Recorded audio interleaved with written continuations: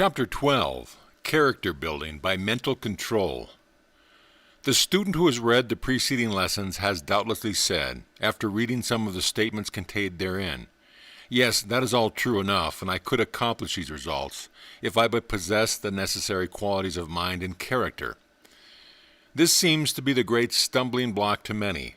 They know just what is necessary to produce success, but because they do not possess the characteristics of the successful man, they fancy that the prize is beyond their reach. There is no greater mistake in the work than this false belief, this kind of fear thought, this lack of recognition of the power of I am.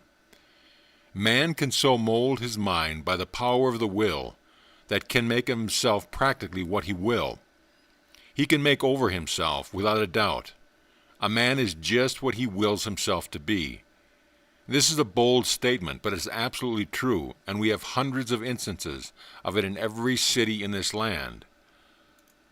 Hundreds of men can testify to its correctness, and many hundreds of others are on the road. Regeneration is no idle dream, it is a living truth. You will realize just what this means if you will stop to consider that every effect has its cause. Business success is due to certain qualities of mind, character, or temperament. Of these three qualities, the first is the only real one, as the last two are but the results of the first. Those who have the given qualities produce the given results. Those lacking the said qualities fail to obtain the results. When once you realize that these qualities are within your grasp, that you can make them a part of yourself, you will readily see that wonderful possibilities are open to you. The acquirement of these qualities is the key to the situation. You know just what these necessary qualities are: energy, ambition, determination, courage, confidence, perseverance, patience, prudence, and the rest of the list. All persons possess some of these qualities and lack others. Some are strong in some of these qualities and weak in others. And every man instinctively knows in just what respect he falls short. He may not admit it to his friends or even to his wife, but deep down in his inner consciousness lurks the knowledge of the truth. If he could acquire the missing qualities by a mere wish, he would know just what to wish for, no doubt about it. But he lacks the confidence and perseverance thoughts to be necessary for the acquirement of that which he knows he needs. He is not willing to pay the price of attainment. If some great scientist would announce to the world that he had discovered some wonderful chemical combination or some new serum that would develop the shrunken and atrophied faculties of the mind, and which would render a man stronger in the qualities wherein he had been weak, what a rush there would be for this new regenerator. Thousands would want it, and every man would be able to tell just what brand of serum he needed. He would need the diagnosis or prescription for that. Every man would be able to diagnose his own case and order the serum indicated by his symptom. One would want triple extract of energy, another the stick-to-it brand, another the vial bearing the confident "I can" label, and so on. They would be able to round out their characters and command success. Now there is no drug that will produce this result, and there never will be, but the desired results can be obtained by the operation of the law of mental control. I can give you but a general idea of the workings of this great law. But if you will pay attention to what I have to say on the subject, you will grasp the principle and will be able to work out your own salvation. The first point to remember is that we are all creatures of habit, bodily and mentally. Our characteristics are largely the results of habits and thoughts. We may have inherited impulses which made it easier to form certain habits and more difficult to form certain habits of thought, and more difficult to form others, and we are consequently move along the lines of least resistance. But the character is, after all, the result of certain acquired habits. We follow well-worn mental path in preference to making new paths through the woods, even though we know that the new path would be the better by far, and that is, would be as easy to travel over the present one when it was finally formed. We know all this. It is an old story. Then why do we not start to make the new path? Simply because it is too much trouble. We lack the willpower, determination, and persistency to do it. I admit that it is no easy task, but think of the reward. These things are ancient history to you, of course, but I have something else to say to you on the subject that is not so antiquated. I propose to make you a present of the labor-saving Pathmaker, which is guaranteed to clear away the underbrush and rubbish in but a fraction of the time and with much less labor than the old plodding clearing away process. This new plan is very simple but very effective and will enable you to make yourself over without the ripping apart process dependent upon the other method. I will tell you about it in as few words as possible. I have already explained to you that your mind possesses two planes of effort, two functions, the active and the passive. The active function does the volitional, original thinking, while the passive function does only what it is told to do by the active function or by others. The passive function is the easygoing partner of the firm, to whom I introduced you in a previous lesson. It is this part of the mind upon which hypnosis operates after lulling to sleep the active function or the critical partner. The passive function, although in a sense the inferior, really rules us, unless we know how to manage it. It is the habit function, the beaten track function, of whose existence we are all conscious. It is easily influenced, but nevertheless is set in its own ways. Tell it a thing over and over, something which you believe to believe, and it will end up accepting the new thought as being as set in the new notion as it was in the former one. This is the secret of breaking up the habits of thought, action, disposition, and character. The suggestion upon which the passive functions acts may come from your own active mind, or from the mind of another. This is the explanation of the beginning of a habit, good or bad. To break up old thought habits and to replace them with new habits of thinking, one or more of the several plans may be used. One may accomplish the results by sheer force of will, another by hypnotic suggestion from an experienced, qualified operator to your passive mind, a fourth by which I will term thought absorption.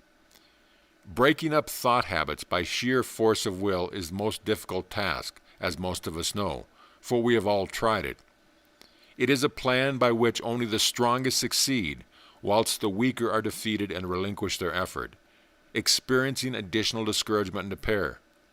We accomplish this result by the strengthening of the will, or more correctly by the strengthening of the active function of the mind by the will, enabling it to step in and simply command the passive function to drop the old thought habit and adopt the new one in its place. It is a magnificent feat, but very difficult of performance. The same result can be obtained by an easier plan. The very habit of making the passive mind more agreeable to the commands of the active function can be acquired by an easier plan of which I speak in this lesson. The second plan, the changing of the thought habit by hypnotic suggestion, has been followed by many with excellent results, provided always that the operator was a proper person, thoroughly understanding his profession, and being fully acquainted with the latest methods of eradicating undesirable thought habits. In this connection, I would say that one should be very careful in whose hands they place themselves for treatment of this sort. One should not trust their case to a person just because that person could give hypnotic suggestion. One would not employ a man as a cashier of a bank just because the applicant could keep books and count money rapidly. The third plan, which of producing the result by autosuggestion is good, especially when accompanied by thought absorption. In autosuggestion, you simply keep on repeating to the passive mind the statement that the new habit exists, ignoring the old one. And the passive mind, although inclined to be a little rebellious at first, will eventually accept what you say as thought. It will adopt the new thought habit as its own thought, just as do some people under like circumstances. Autosuggestion is practically self-hypnosis of the passive mind by the active mind. It is a case of every man his own hypnotist. The third plan, thought absorption, consists in the placing of yourself in a perfectly passive condition, at frequent intervals, and fixing the mind intently upon the idea or mental statement that the new habits exist, picturing yourself by an effort of the imagination as being a man possessed to the desired qualities. You should carry the thought with you continually, picturing yourself as possessing the desired habit in every leisure moment, day and night, and other ways of acting out the belief. This is purely an action of the passive mind, assisted by the imagination. It seems very simple, but the results which have been attained by it seem little short of miraculous. It is by far the easiest and one of the most effective methods of making over your character. The imagined thing becomes a reality in a comparatively short time, and actions follow close upon the heels of thought. In my opinion, the combination of autosuggestion and thought absorption afford the ideal treatment in character building. If persisted in, it will accomplish the most marked results in a comparatively short space of time, the effect being felt from the very first. Do not pass over this lightly because it seems so simple. It is a secret worth thousands of dollars to you, and one which you would not part with for any money once you've experienced its benefit. I will now give you a brief explanation of the several methods above referred to. Let us take the fear or worry thought habit as an illustration. It affords an excellent illustration of the bad habits of the rest of the bad thought, for it does more to unfit one of the duties of life than all the rest of the bad thoughts combined, and also brings with it the vile brood of miserable weakening thought habits of which it is parent. The man who is torn out by the roots of the vile fear thought, worry thought, has progressed a long distance on the road to freedom. Fear thought never helped anyone and never will, but it has wrecked the careers of thousands of men and women, paralyzing their energies, preventing their progress, enfeebling their minds and diseasing their bodies. We have all felt it, and those of us who have banished it would not return to its thraldom under any consideration. Life is an entirely different thing to the man who has rooted out this noxious weed. He becomes an entirely different order of being. Most of the things we fear never occur, and the few that do occur can be rooted by a bold front aided by the strength, with the absence of fear and worry in parts. The energy and vital force wasted on worry is more than sufficient to enable us to conquer our real troubles when they occur. You remember the tale of the old man on his deathbed giving his son good advice, who said, "John, I have lived 80 years and have had many troubles, the majority of which never occurred." The old man merely voiced the experiences of all men and women who have lived to old age. The moral is obvious. I will suppose that you are a victim to fear thought, and I am very likely correct, and that you are about to try the 4 plans of ridding yourself of it. I will suppose that you will try them in turn one after the other. You will first try the power of the will, and will say to yourself, "I will not fear. I command fear to depart." This is the heroic remedy. I shall not go into details of this treatment. You know all about it already. You have tried it. You will next try the effect of hypnotic suggestion, and will employ a good suggestionist who will place you in an easy position, cause you to relax every muscle, quiet every nerve, and assume a state of mental calm, and who, having secured your undivided, concentrated attention, will give you strong, repeated suggestions of fearlessness, courage, hopefulness, confidence, etc. The capable suggestionist will study each case closely, and by carefully selected and properly administered suggestion, will plant the seed of the new thought habit with its designated to supplant and crowd out the old one. Splendid results are obtained by this line of treatment. The writer has cured many persons of undesirable thought habits in this way, when they felt that they preferred outside help. He has also used this form of treatment in order to get the patient started on the right mental path, to give him confidence in himself and the efficiency of this form of mental development, and then instructed him in the theory and practice of autosuggestion and thought absorption, leaving him to finish the fight himself. You will then try the power of autosuggestion by constantly repeating to yourself the words, "I am fearless," "I am confident," "I abolished fear," "I fear nothing," etc. These autosuggestions must be made earnestly, just as if you were suggesting to another person, and you must endeavor to live up to them. Let your passive mind see that you believe what you say, and it will have confidence in your statements, and accepting them as correct will act accordingly. And if you go about this practice in good faith and in earnest, you will notice an improvement from the first. You must remember, however, that if the passive mind thrusts a worry thought upon your consciousness, you must double your assertion of fearlessness until the intruder retreats. This may bother you at first, for the worry thought is pretty confident of a friendly reception, but like any other mangy cur, it will soon learn that you carry a club, and will bear a hasty retreat at the mere sight of it. Carry this idea of the cur and the club in your mind, and you will have but little trouble with the brute. You will learn to despise the worry thought as you do the snarling, snapping cur, and will not hesitate to deal him a good sound back whack when your mental club, provided he stays long enough to be hit. He will soon retreat with his tail between his legs, and will therefore manifest a wholesome respect for the club. Don't wait until he actually bothers you, but get in the habit of reaching out for the club at the first sight of the yellow hide of the mongrel. And now you are ready to try the effects of thought absorption.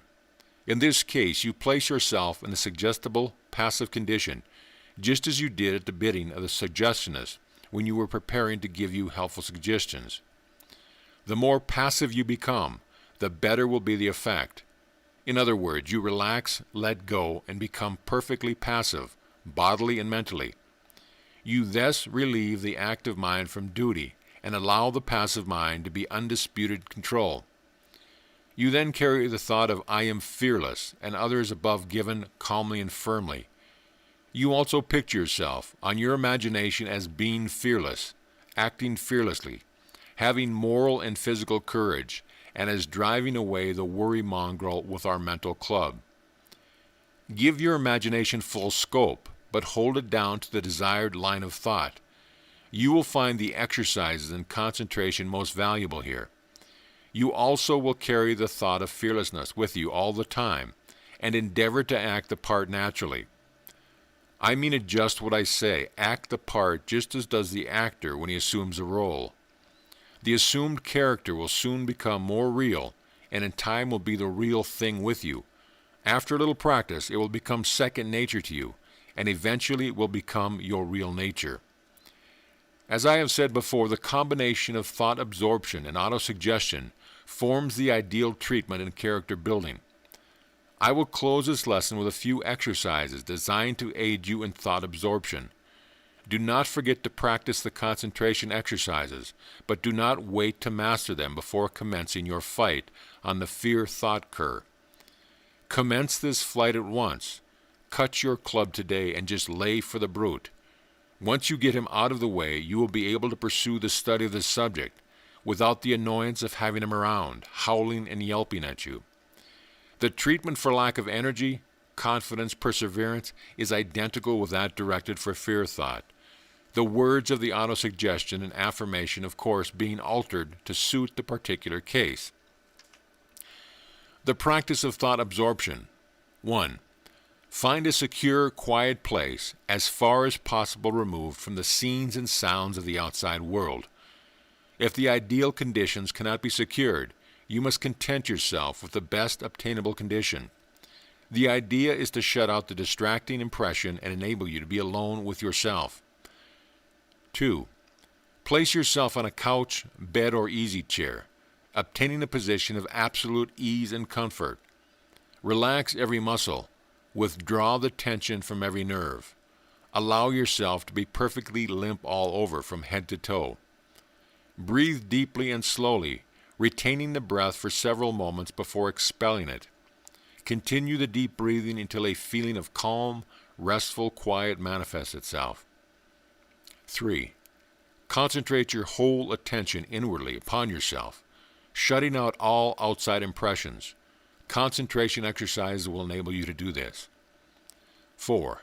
Having obtained the proper conditions of bodily and mental relaxation, fix your thought firmly, calmly, and steadily upon the word fearless, letting its outwards form sink into your mind as they dive into the wax. Give yourself up to the thought and the word. Then think of the meaning of the word, the characteristics of a person possessing that, etc. 5. Form the mental picture of yourself possessed of the desired quality, acted out in your mind, as in a dream. Think of yourself doing certain things by reasons of the possessions of the woman, you being possessed of a desired quality. In short, indulge in a pleasant daydream, having for its theme your possession of the desired quality. Give your imagination full sway, merely insisting upon it sticking to the text, and it always showing you successful as scenes and occurrences of the dream. Always conclude this dream with a strong impression and thought of, I am. 6. Repeat these exercises as often as possible. It is like the dripping of the water on the stone. The repeated thought takes root and grows rapidly. It is a good plan to practice this exercise when you retire for the night, and also during your waking hours at night, if you have any. The exercise will not keep you from slumber, but will rather tend to induce the desire for sleep. If you feel yourself drooping into doze, do not resist it, as the impression, which you carry with you into sleep, will dwell with you, and will do its work even while you are slumbering. In the above exercise, I have used the word fearless and its accompanying thought to illustrate the process of inducing thought absorption. You will understand that you are to use the word expressing the quality of which you are desirous of acquiring. If you wish to rid yourself of an undesirable quality, select the word expressing the opposite thought. For instance, if you are inclined to be indolent, select the word active or energy, etc., and so on. You must remember that when we wish to brighten a room, we do not have to drive out the darkness first. We merely open the blinds and admit the light, and lo, the darkness has departed. Do not bother about the undesirable thought, but concentrate on their opposites, and the positive will neutralize the negative. Do not become discouraged if the results do not come as soon as you would like. Remember, they are sure to come in time. All that you require is repeated practice. The mind can be developed just as can be the muscles, and by the same process, continued practice. You have been given the means of remedying your defects. If you do not avail yourself of its benefits, it is simply because you do not want to. If you have desire strong within you, you will do it. If you lack the strong desire, I cannot help you. If you prefer to sell your glorious birthright of mental control for the mess of pottage of present indulgence, that is your own business. You are your own master. Make of yourself what you will. End of chapter.